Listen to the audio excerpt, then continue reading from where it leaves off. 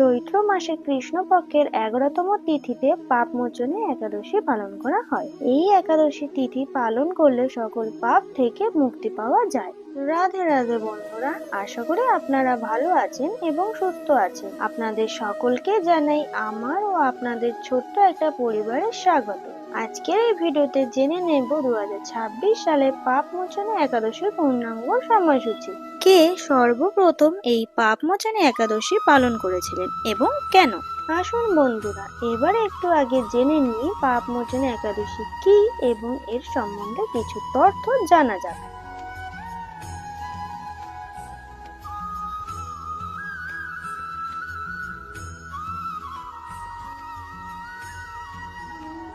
রাজা মান্ধাতা একবার লোমশ মুনি নামে এক ঋষির কাছে জিজ্ঞাসা করেছিলেন এই একাদশীর কথা, এবং মুনিটি যা বর্ণনা করেছিলেন তা আমি আপনাদের কাছে বলছি।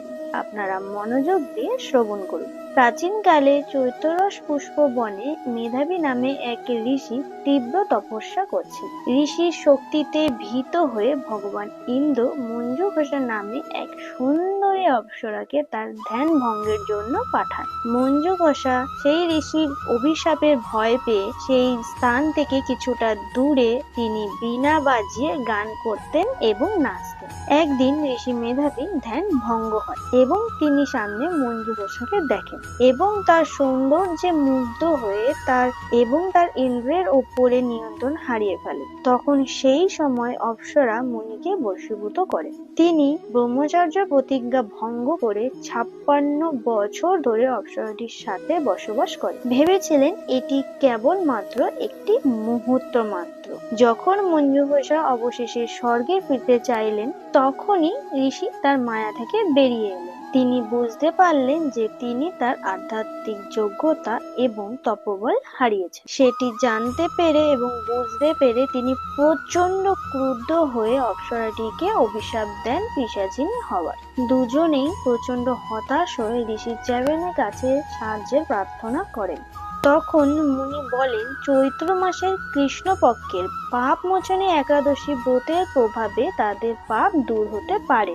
মুনির উপদেশ শুনে দুজনেই সেই ব্রত ভক্তি ভরে পালন করেন এবং সেই ভক্তি ভরে ব্রতর কারণে তাদের সমস্ত পাপ দূর হয়। পুনরায় মেধাবী তার ঋষির ফলে যত তপ ফল হারিয়ে ফেলেছিলেন সমস্ত কিছু তিনি লাভ করেন এবং মঞ্জু ঘোষা অপ্সরাটি পিশাচিনী হওয়ার অভিশাপ থেকে মুক্ত হয়ে স্বর্গে গমন করে।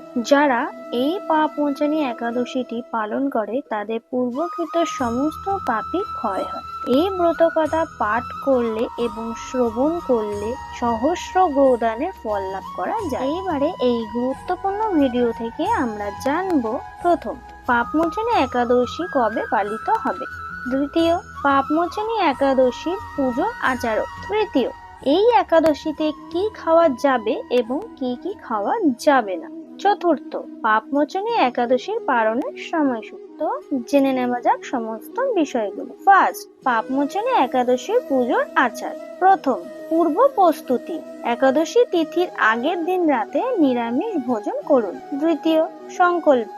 একাদশীর দিন ভোরে উঠে স্নান করুন এবং ভগবান বিষ্ণুর চরণে উপবাস ও পুজো করার সংকল্প নিন। তৃতীয়, পুজোর বিধি। পুজোর স্থানে 7 প্রকারের শস্য যেমন ধান, কালো তিল, জোয়ান, চাল, অড়হর ডাল ও যব ইত্যাদি রাখুন। তার ওপরে তামা বা মাটির ঘট স্থাপন করে আমের পল্লব দিয়ে সাজান। ভগবান বিষ্ণুকে হলুদ, চন্দন, ফুল, ফল এবং ঘিয়ের প্রদীপ, ধূপ ও তুলসী পাতা অর্পণ করুন। তারপর পঞ্চামৃত ও মিষ্টি ভোগ নিবেদন করুন। চতুর্থ, জপ। বিষ্ণুদেবের সহস্র নাম পাঠ করুন বা ওম নমো ভগবতে বাসুদেবায় এই মন্ত্রটি 108 বার জপ করুন। পঞ্চম, দান। পুজোর পরে অভাবী বা ব্রাহ্মণকে অন্ন, বস্ত্র বা অর্থ দান করা খুবই পুণ্যের কাজ। ষষ্ঠ, পারণ। পরের দিন সকালে পুজো ও দানের পর উপবাস ভঙ্গ করুন। এই একাদশীতে কি খাওয়া যাবে না। উপবাসের সময় শস্য অর্থাৎ চাল, গম ইত্যাদি এবং ডাল জাতীয় খাবার খাওয়া যাবে না। তাছাড়াও কোনো তামসিক খাবার খাওয়া যাবে না। কি কি খাওয়া যাবে? ফল, দুধ, বাদাম, আলু, সন্দক লবণ, ফল খাওয়া যাবে। পাপমোচনী একাদশীর পূর্ণাঙ্গ সময়সূচি। একাদশী তিথি শুরু হচ্ছে 29শে ফাল্গুন 14ই মার্চ শনিবার সকাল 6:08 থেকে। তিথি শেষ হচ্ছে 30শে ফাল্গুন 15ই মার্চ রবিবার সকাল 7:18 মধ্যে।